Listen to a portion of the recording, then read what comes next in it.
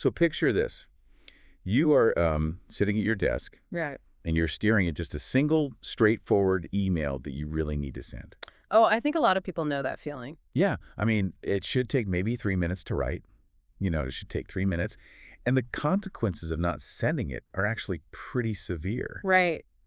Yet for like 4 agonizing hours, you just cannot make your hands type the words. It's like you're physically frozen. Exactly. You end up, I don't know, reorganizing your digital files, deep cleaning your keyboard, researching the migratory patterns of the Arctic tern, literally anything else. Right, and then the shame sets in. Yeah, you spiral into this profound sense of shame, just wondering why a grown adult cannot perform a baseline rudimentary task. You aren't distracted. You are literally paralyzed. It's a completely different mechanism than just being distracted. Right.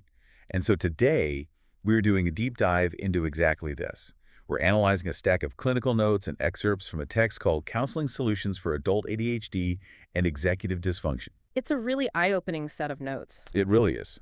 And we're looking at that alongside operational data from a telehealth practice based in Georgia called Coping and Healing Counseling, or CHC. Which gives us a great real-world application of all this. Definitely. So the mission today is to completely dismantle that tired caricature of the hyperactive, easily distracted kid and look at the brutal hidden reality of adult executive dysfunction. Because it is hidden for so many adults. Yeah, exactly. We're looking at what happens when the actual neurological hardware you rely on to manage your life fundamentally misfires, why millions of adults are falling through the cracks and how modern clinical models are finally adapting to treat them. It's a huge systemic issue. It is.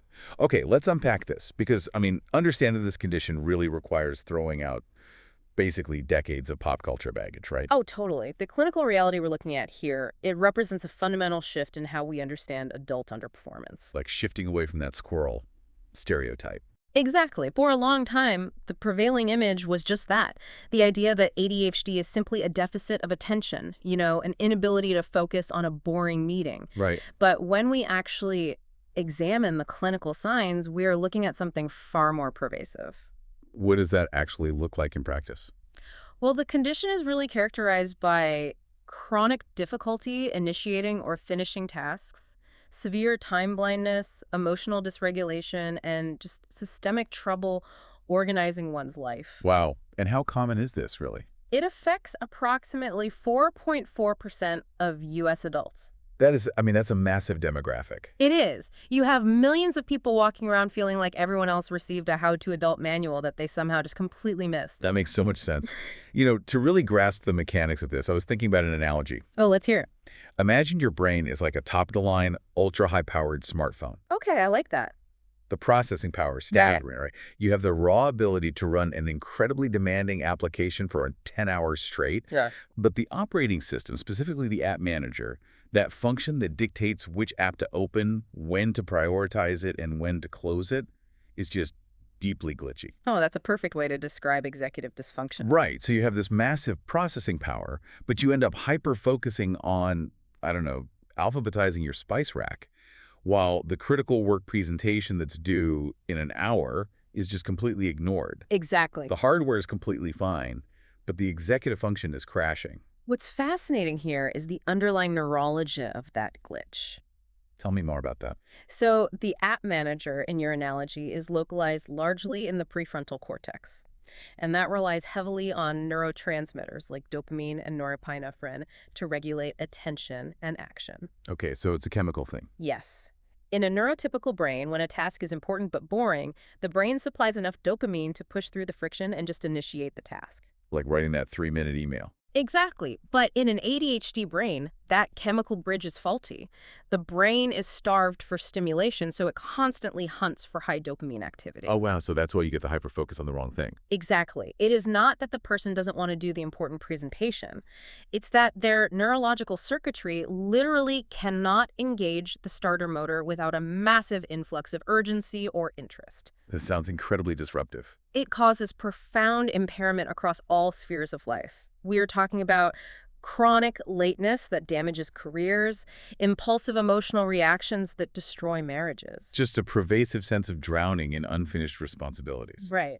And society has historically framed this as a moral failing, Right. labeling these individuals as lazy or careless or just lacking willpower. Which is so unfair. It is, because this is an organic clinical issue. Wait, okay, I have a question about that. Sure, go ahead. If this is a neurological wiring issue like a physical difference in the prefrontal cortex that you were born with, how does someone make it to 35, 40, or even 50 years old without a doctor noticing? That is the big question. Right, because the diagnostic criteria strictly requires symptoms to have been present since childhood.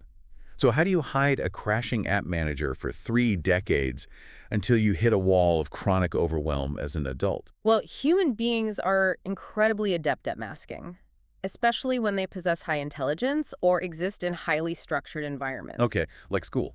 Yes, Okay. exactly. During childhood and adolescence, parents and schools often provide the executive functioning scaffolding. Oh, I see. So the parents are basically acting as the external app manager. Exactly, waking the child up, structuring their homework, enforcing deadlines. And furthermore, if a person is highly intelligent, they can often compensate for the glitch. They might lack the ability to study consistently for 2 weeks, right? But their raw processing power allows them to absorb the material in a panic-induced hyperfocus at 3 in the morning the night before the exam. Right. They get the A, so no one flags a problem. Exactly. But the internal cost of that adrenaline-driven compensation is massive. And looking at our sources, the data shows this masking is particularly prevalent in women and people of color, right? Yes, absolutely. Because they face entirely different societal pressures regarding how they are allowed to present in public. Right. There is this rigid expectation of compliance, organization, and emotional restraint. It's an enormous burden. So they expend astronomical amounts of internal energy, manually running their brain's operating system through sheer willpower, just to appear normal. But sheer willpower has an expiration date. Yeah. As these individuals transition into adulthood, that environmental scaffolding falls away and the complexity of life just multiplies exponentially. Right, because you're no longer just passing a test. You're managing a mortgage, tracking project deadlines. Navigating complex romantic relationships, raising children. The demands on the prefrontal cortex simply outpace the individual's ability to compensate through intelligence or last-minute panic. That's the breaking point. Yes. They present to primary care in a state of absolute chronic overwhelm. They are emotionally reactive, exhausted, and exhibiting a long pattern of underperformance relative to their obvious potential. And let me guess, the doctors miss it. Frequently, yes. Because they don't look like the hyperactive little boy that historical diagnostic models were built on. Doctors often just see the collateral damage. So they diagnose the resulting anxiety or depression. Exactly, entirely missing the underlying nuances of executive dysfunction. They're literally treating the smoke while ignoring the fire. That's a great way to put it. And from a psychological standpoint, finally getting the correct diagnosis as an adult, it triggers a massive paradigm shift. It moves the needle from I am fundamentally broken to I have an untreated medical condition. It's incredibly validating. But the notes point out that realization often brings a wave of grief, too.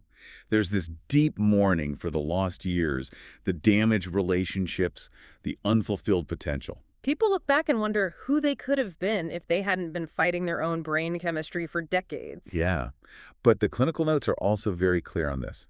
Living in chronic overwhelm is not a permanent sentence. Evidence-based treatments actually exist to rebuild that scaffolding. They do. And the clinical intervention really shifts from emotional exploration to practical architecture. Practical architecture. Right. When we talk about treatments like cognitive behavioral therapy, specifically adapted for ADHD, we're looking at something entirely different from traditional talk therapy. Wait, I want to pause on that for a second. Sure. When we hear CBT, we usually think of cognitive reframing, traditional talk therapy for anxiety or depression.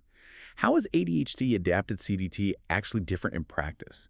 If we connect this to the bigger picture, traditional therapy might delve into your emotional history to uncover why you feel such deep shame about being chronically late, for example. Exploring the psychological weight of the past. Exactly. ADHD-adapted CBT, however, recognizes that understanding your childhood won't magically make your prefrontal cortex perceive time accurately tomorrow morning. Right. Insight doesn't fix the app manager. Exactly. So it focuses on the mechanics of the present. Instead of talking about how being late makes you feel, you are literally engineering systems to bypass the executive dysfunction. But how does that actually work for someone who is time blind? Well, people with ADHD often experience time as a binary. There is now and not now. The horizon of time is invisible to them. Wow, just now and not now. Yeah. So adapted CPT teaches them to externalize their executive function. If the internal app manager cannot perceive the passage of time, you build an external one. Like actual physical tools? Yes. This means utilizing visual timers, where you can actually see the red disk of time shrinking. It effectively tricks the brain into feeling the agency required to release dopamine. Oh, that makes so much sense. It also involves task initiation strategies, breaking a massive paralyzing project into micro steps so incredibly small that they drop below the brain's dopamine threshold for resistance. So instead of a to-do list item that says due taxes, Right. The task becomes open the tax folder on the laptop. just that one tiny step. Exactly.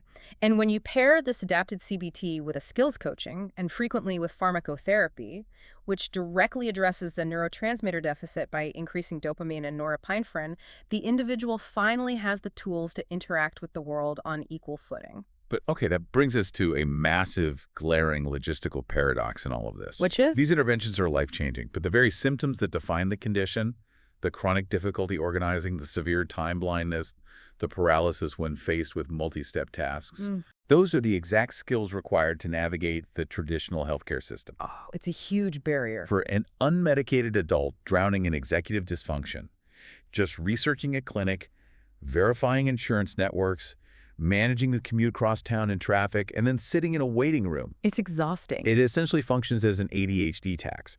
It's an impenetrable barrier to entry that prevents the people who most need the help from ever even reaching the clinician's chair. The system itself acts as a filter against the exact pathology it claims to treat. Exactly. And this is why the operational model of a practice like coping and healing counseling, or CHC, is so clinically relevant here. Let's talk about it, CHC has structured their entire delivery mechanism to bypass that exact executive friction.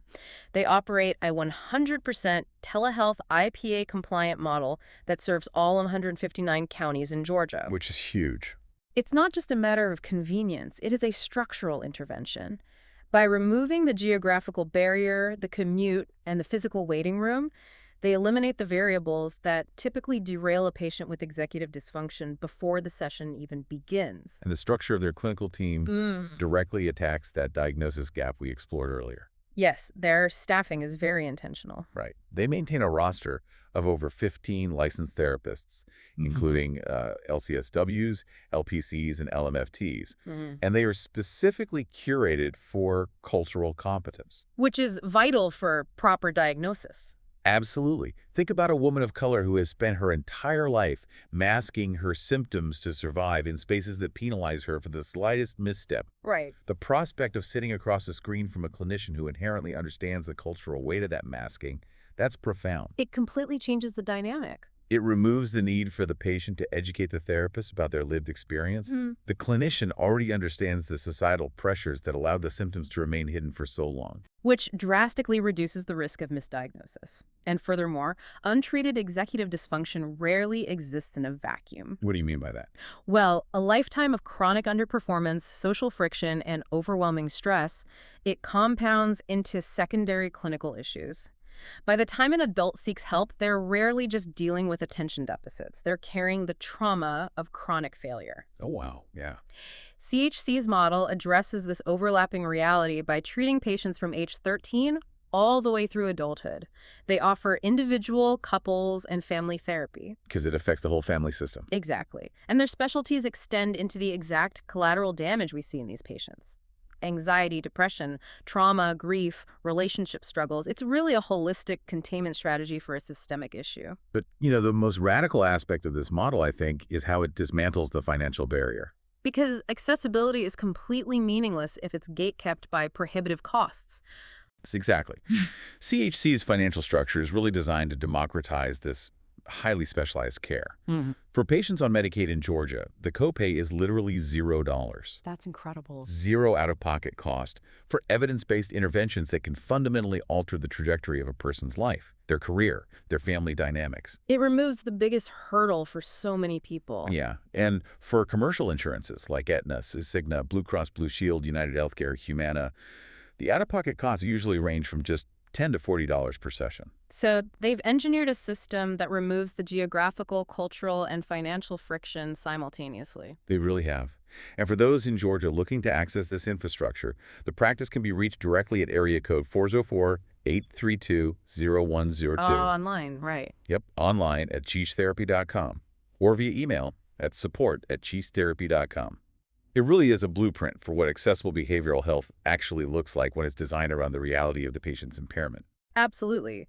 When a clinical model aligns with the neurological reality of the patient, rather than demanding the patient conform to a rigid, outdated system, we see the true potential of modern therapy. It transforms the narrative from one of permanent deficit to one of manageable variance. Vice Okay, so what does this all mean?